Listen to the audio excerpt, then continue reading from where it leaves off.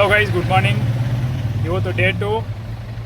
ಇವತ್ತೇನಂದರೆ full traffic ಹೋಗಿದೆ. T V ಎಸ್ಸಿಂದ ಹೊರಗಡೆ ಬಂದರೆ ಎತ್ತ ಕಡೆ ಹೋದ್ರೂ ಹೆಚ್ಚು ಕಮ್ಮಿ 1 ಅವರ್ ಮೇಲೆ ನಿಂತಿದ್ದೀರಿ. ನೋಡಿಸ್ತೀನಿ ನೋಡಿ ಎಷ್ಟು ಟ್ರಾಫಿಕ್ ಇದೆ ಏನು ಅಂತ ನಿಮಗೆ.